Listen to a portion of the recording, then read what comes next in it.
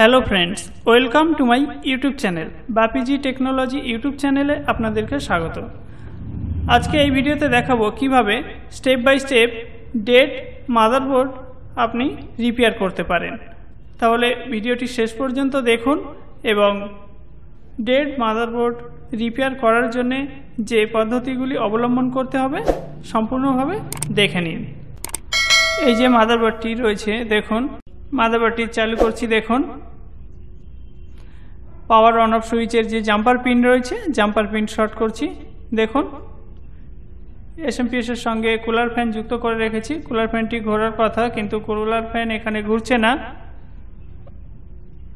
আরও একবার আমি স্টার্ট করছি। দেখুন অ্যানালাইজার কার্ডেও কোনো ধরনের রেসপন্স নেই, মনিটরেও নো সিগন্যাল, এখানে কোনো ধরনের সিগন্যাল দিচ্ছে না। মাদারবোর্ড অন না হলে সর্বপ্রথম চেক করতে হবে এসএমপিএস চালু হচ্ছে কিনা দেখতে হবে এবং এর কিছু বিশেষ স্ট্যান্ড বাই ভোল্ট তো চেক করবই, তাছাড়া অন্যান্য যে গুরুত্বপূর্ণ কয়েকটি ভোল্ট মাদারবোর্ডের মধ্যে কাজ করে সেগুলি চেক করে নিচ্ছি। দেখুন তার জন্য এই যে ব্ল্যাক প্রোবটি রয়েছে একটি কমন বা নেগেটিভ তারের পিনের সঙ্গে যুক্ত করে দিলাম। আর ভোল্ট চেক করার জন্যে রোটারি সুইচকে, মিটারের রোটারি সুইচকে 20 ভোল্ট ডিসিতে সেট করে নেব। 20 ভোল্টে সেট করতে হবে।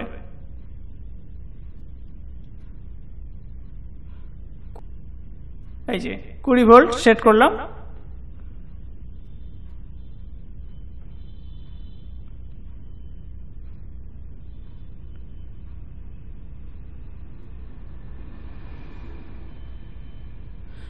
দেখুন পার্পল কালারের যে স্ট্যান্ড বাই ভোল্ট 5 ভোল্ট থাকার কথা, এখানে ভোল্ট আমরা সঠিক পাচ্ছি, এখানে ভোল্ট সঠিকভাবে পাওয়া যাচ্ছে।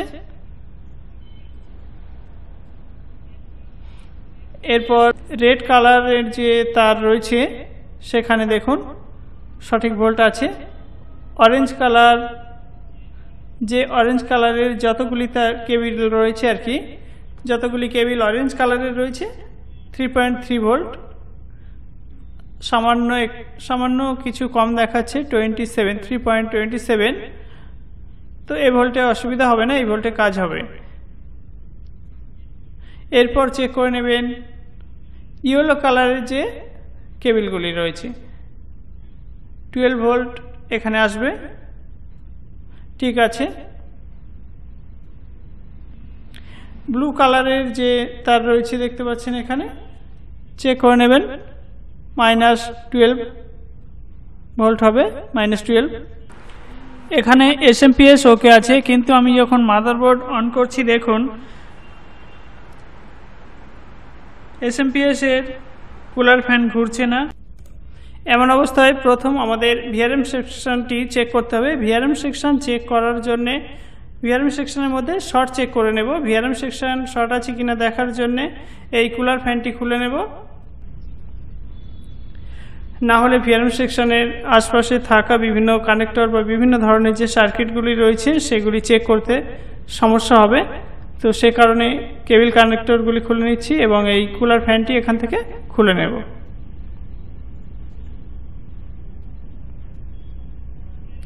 ভিআরএম সেকশন চেক করার জন্যে ভিআরএম সেকশনে যেখানে এই 4 পিনের কানেক্টরটি রয়েছে, পাওয়ার কানেক্টর, এর কাছাকাছি এই যে এই কয়েলগুলি রয়েছে, এখান থেকে শুরু করে এই যে কয়েল বা এখানে যে মসফেট রয়েছে, কয়েল মসফেট বা ক্যাপাসিটর রয়েছে, এগুলি এখান থেকে শুরু করে এই যে জায়গাটি রয়েছে এখান থেকে এই মসফেট সহ ক্যাপাসিটর, এগুলিকে ভিআরএম সেকশনের মধ্যে ধরা হয়। ভিআরএম সেকশনের মধ্যে কোনো ধরনের শর্ট আছে কি না সেটা বুঝবো কীভাবে, বোঝার জন্যে এই যে 4 পিন কানেক্টরটি রয়েছে এই 4 পিন কানেক্টরটি আগে চেক করে নেব। রোটারি সুইচের পয়েন্টকে কন্টিনিউটি মোডে সেট করে নেব। সেট করে নিলাম, রোটারি সুইচের পয়েন্টকে কন্টিনিউটি মোডে সেট করে নিলাম।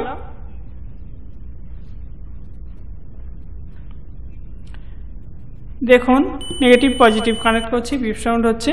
চেক করার জন্যে এখানে একটি প্রোব রেখে দেব এবং রেড প্রোব দিয়ে দেখে নেব এই 4টি পিনের মধ্যে 4টি পিনের মধ্যে যে কোনো 2টি পিন কন্টিনিউটি আসবে এবং 2টি পিনের মধ্যে কন্টিনিউটি আসবে না। ভালোভাবে চেক করে দেখে নিতে হবে কোনো ধরনের শর্ট আছে কিনা।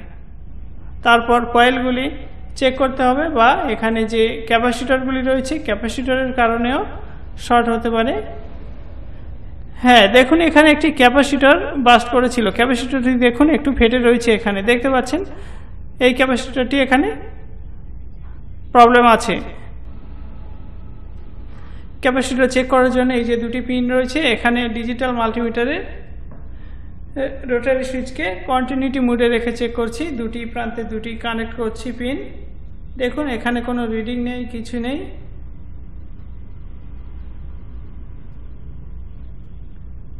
হ্যাঁ, ক্যাপাসিটরটি সম্পূর্ণভাবে খারাপ দেখতে পেলাম। এই ক্যাপাসিটর বাস্ট করেছে, কিন্তু এখানে এই ক্যাপাসিটর যে শুধুমাত্র খারাপ আছে তেমনটা নাও হতে পারে, অন্যান্য সার্কিটও এর সঙ্গে খারাপ হতে পারে। চেক করে দেখতে হবে। অন্যান্য যে সার্কিটগুলি রয়েছে এই ক্যাপাসিটরটি তো চেঞ্জ করতেই হবে, কিন্তু এর সঙ্গে সঙ্গে আরও অন্যান্য কিছু সার্কিট গুরুত্বপূর্ণভাবে চেক করে নিতে হবে। যেমন এই মসফেট চেক করছি, দেখুন 2টি ড্রেনের মধ্যে কন্টিনিউটি আসছে এবং এখানে মসফেট চেক করার সময় সোর্স ও গেটের মধ্যে কোনো ধরনের কন্টিনিউটি আসবে না। প্রত্যেকটি মসফেট চেক করে নেব। গেট এবং সোর্সের মধ্যে কোনো ধরনের কন্টিনিউটি শো করবে না।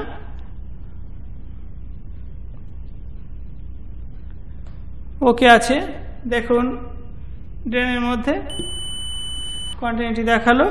গেট এবং সোর্স ওকে আছে। এই যে মসফেটগুলি এখানে রয়েছে পিএনএম সেকশনের মধ্যে আরও কিছু মসফেট রয়েছে, এই মসফেটগুলি স্টেপ বাই স্টেপ চেক করতে হবে। ওকে আছে।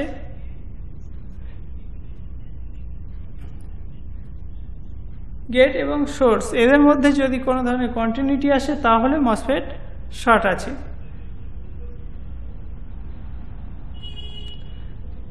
ওকে আছে।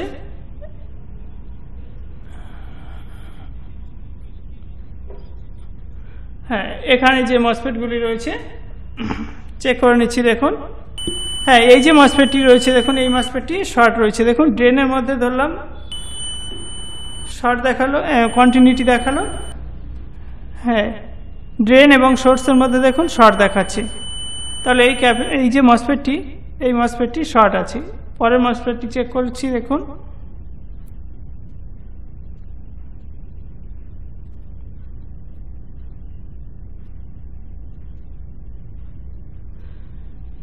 মসফেটটি ঠিক আছে।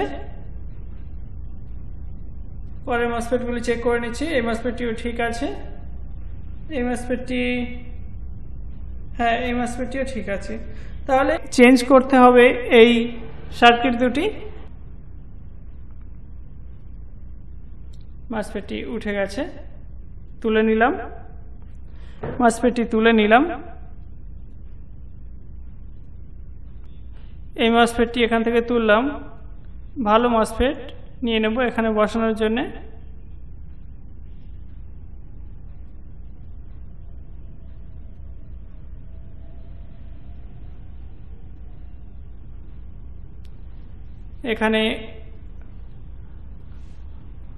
এখানে কিছু মসফেট রাখা আছে, এখান থেকে দেখে সঠিক মসফেট একটি নিয়ে নেব যে মসফেটকে ব্যবহার করা যাবে। না, এই মসফেটটি হবে না।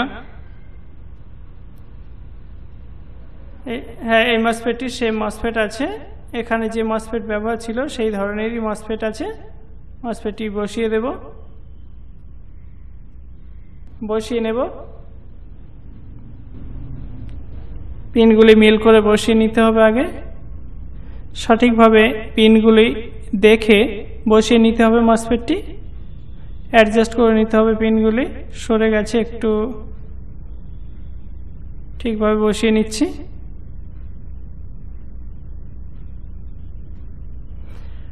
সঠিকভাবে বসিয়ে নিলাম মসফেটটিকে। মসফেটটি সঠিকভাবে বসিয়ে নেওয়ার পর হট এয়ার গান চালু করে দিয়েছি। হিট দেব,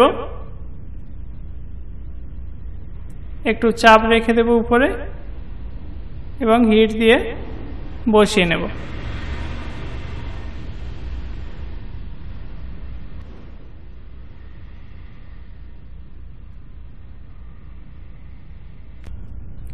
দেখুন শক্তভাবে বসে গেছে। মসফেট চেঞ্জ করে দিয়েছি। ক্যাপাসিটরটি এখানে রয়েছে, বাস্ট করেছিল, এই ক্যাপাসিটরটি চেঞ্জ করে দেব।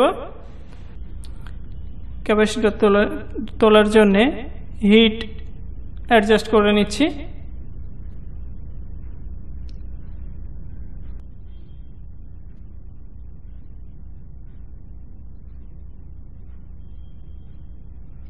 ক্যাপাসিটরটি তুলে নিলাম।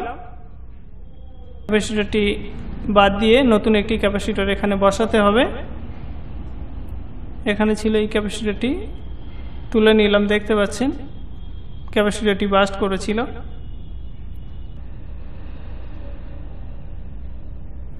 হ্যাঁ, একটি ক্যাপাসিটর এখানে পেলাম বসিয়ে দেওয়ার জন্য।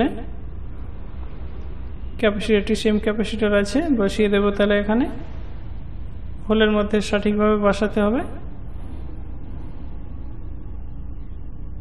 বসিয়ে নেব। এখানে ক্যাপাসিটরটি বসিয়ে নিচ্ছি। দেখুন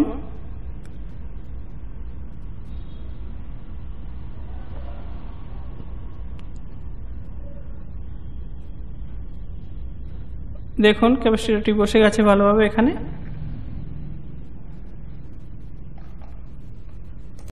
মসফেট চেঞ্জ করে দেওয়ার পর একবার চেক করে দেখে নেব এখানে এখন আর কোনো শর্ট আছে কিনা, এই মসফেটের মধ্যে দেখাচ্ছে কিনা।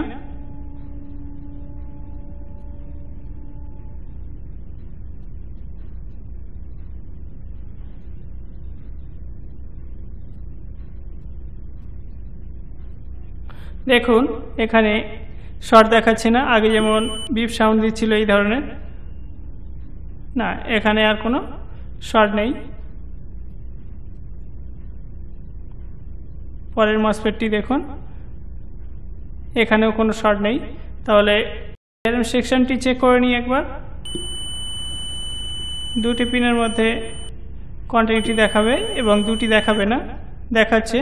দুটি পিনের মধ্যে দেখালো। দেখুন এই পিন দুটি আগে কন্টিনিউটি দেখাচ্ছিল যখন শর্ট ছিল, এখন দেখুন রিডিং আসছে, কন্টিনিউটি নেই। বিআরএম সেকশনের মধ্যে যে শর্ট ছিল সেই শর্ট রিমুভ করতে পারলাম। এখন বিআরএম সেকশনের মধ্যে কোনো ধরনের শর্ট নেই। এখানে মসফেট এবং ক্যাপাসিটরটি চেঞ্জ করার পর মাদারবোর্ডের মধ্যে বিআরএম সেকশনে শর্ট আমরা আর পাচ্ছি না। তো এই যে ক্যাপাসিটরটি চেঞ্জ করলাম, ক্যাপাসিটরটি দেখুন একবার চেক করে নিচ্ছি। দেখুন ক্যাপাসিটরের মধ্যে রিডিং আসছে। কিছু রিডিং দেখিয়ে ক্যাপাসিটরটি অন হয়ে গেল। কিছু রিডিং দেখানোর পর যদি এই ধরনের রিডিং কিছু দেখিয়ে অন হয়ে যায় তাহলে ক্যাপাসিটরটি ওকে আছে। তাহলে মাদারবোর্ডের সঙ্গে বিভিন্ন কেবল কানেক্টর, সিপিইউ, কুলার, ফ্যান বা পাওয়ার কেবলগুলি কানেক্ট করে দিয়ে একবার চালু করে দেখে নেব মাদারবোর্ডটি চালু হচ্ছে কি, মাদারবোর্ডটি সঠিকভাবে কাজ করছে কিনা দেখে নেব।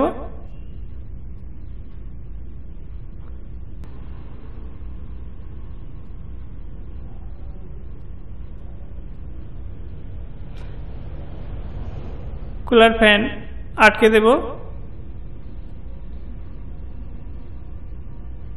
24 পিন পাওয়ার কেবল কানেক্ট করে দিচ্ছি।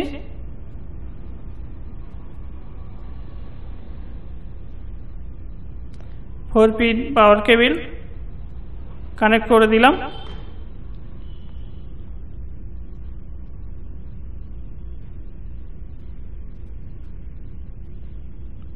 কিবোর্ড, মাউস কানেক্ট করছি।